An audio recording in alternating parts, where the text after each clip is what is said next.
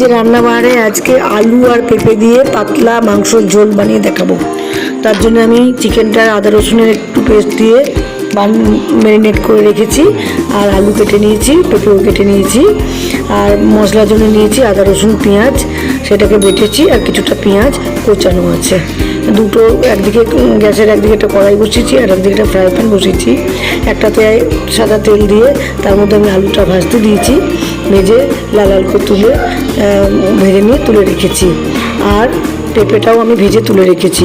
এবার ফ্রাই প্যানের মধ্যে যে তেলটা আছে তার মধ্যে একটু তেল মিশিয়ে আমি চিকেনগুলো একটু হালকা হালকা করে ভেজে তুলে রাখবো, তাতে কিন্তু চিকেনটা গলবে না, কারণ আমি কুকারে রান্না করবো, এটা গোটা গোটায় থেকে যাবে। এদিকে আমি কড়াই যে তেল দিই তার মধ্যে সাজিরের সামরিচ আর গোটা গরম মশলা যেমন জায়ফল, জয়িত্রী আর এলাচ, লবঙ্গ, দারচিনি ফোড়ন দেবো। ফোড়ন দেওয়ার পরে ওর মধ্যে পেঁয়াজগুলোকে এগুলো কেটে রাখা আছে, পেঁয়াজগুলোকে দিয়ে লাল লাল করে ভেজে নেবো। আর এরপরে ওর মধ্যে দেবো টমেটো কোচানো, আর টমেটো কোচানোটা দিয়ে নরম হয়ে যাবে তারপরে দেবো শুকনো লঙ্কার গুঁড়ো আর কাশ্মীরি লঙ্কার গুঁড়ো। এবার রঙটা লাল করার জন্য একটু হলুদ দেবো, তারপর একটু জল, সামান্য একটু জল দেবো, তাতে রঙটা খুব সুন্দর এসে যাবে।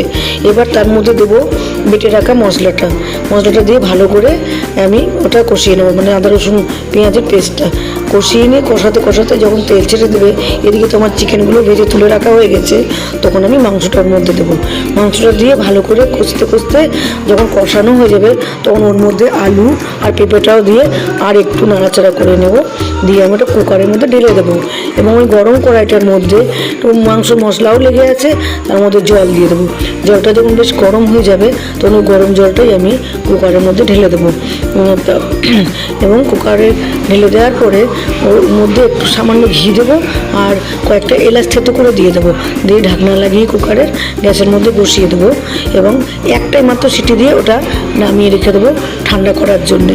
তারপর দেখবেন ঢাললে কি অসাধারণ কালার হয়েছে আর কি দারুণ টেস্ট, মানে এটা গরম ভাতে অসাধারণ খেতে লাগবে, এবং পাতলা ঝোল আর গরম ভাত যে কী দারুণ জমে যাবে চিন্তা করতে পারবেন না। আপনারা এটা ট্রাই করবেন এবং কেমন হয়েছে কমেন্টে জানাবেন, লাইক করবেন, শেয়ার করবেন, আর যারা এখনও সাবস্ক্রাইব করেনি আমার চ্যানেলটা তারা অনুগ্রহ করে সাবস্ক্রাইব করে দেবেন। সবাইকে অসংখ্য ধন্যবাদ, সবাই খুব ভালো থাকবেন।